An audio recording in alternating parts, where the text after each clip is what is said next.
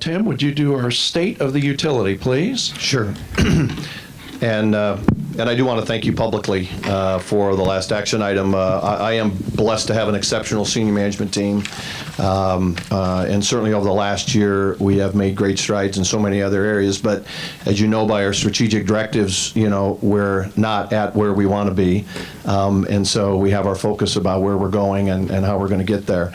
But I also am blessed to be part of an organization that have some exceptional employees. And just to give you a recent example, I got a call tonight before I came here from an individual from Metro Community College, just to tell us how committed our employees are on serving their customers. And so there was a cable fault that occurred on late Tuesday evening, and our crews worked through the night to identify where that cable failure was.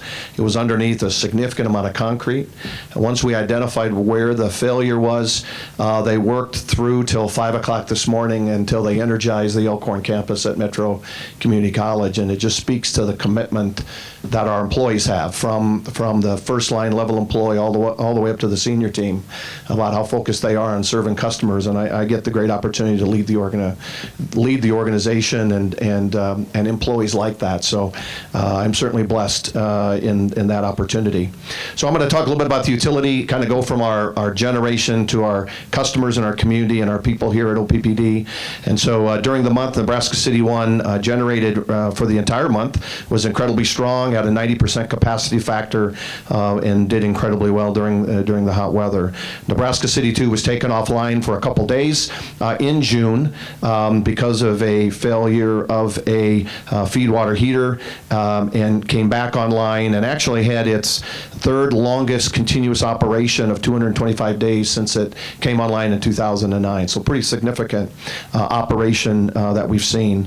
Units 5 and 4 at Nebraska City were available all during the month without any significant outages or issues. And D rates and units 1, 2, and 3, we actually had to operate unit 3 on natural gas for a capacity test. Unit 1 actually operated just last week, I believe, for a day or so on natural gas. So those units are really contributing to the ongoing capacity needs that we have during this hot weather and hot summer. During the month of July, renewable energy contributed to about 9% of our retail sales, and the wind capacity factor was 31.8%. Year to date, our renewable energy contribution is about 16.2% of our retail energy sales, and the capacity factor for wind year to date is 46%. So we're seeing some good output from our renewable energy, and we'll see, as Director McGuire indicated, an additional 400 megawatts that will come online to OPPD in 2017. Also, what was discussed was the refinancing of some of our 2016 Series A electric system revenue bonds on August 3rd, totaling about $183 million. So we, essentially, this was really refunding a portion of our outstanding 2009 Series A, 2011 Series B, and 2012 Series A bonds. The sale was made in accordance with the approval that the board gave us in February of earlier this year. The bonds sold at an average interest rate of 2.38%.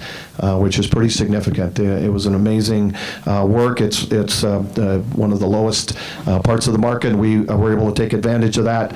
That'll save the district and our customer owners about $22 million over the life of the bonds. So pretty significant contribution to our ongoing work to keep our rates affordable for our customers.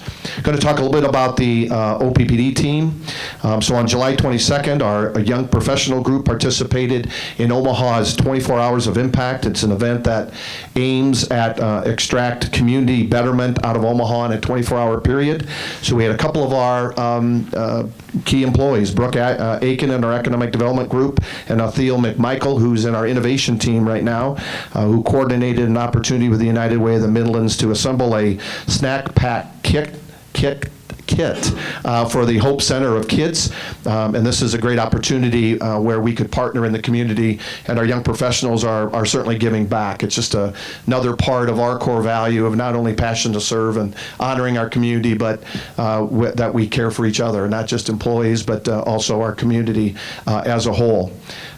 So our Stay Active and our Stay Healthy, our inroads that we partner with, conducted a National Day of Service on July 29th.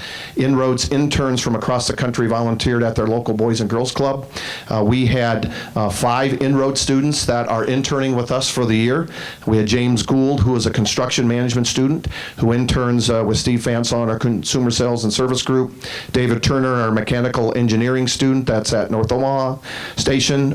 Ring, who's a civil engineer student, who started kind of in the HR side, now is on the substation engineering side at Alcorn Service Center.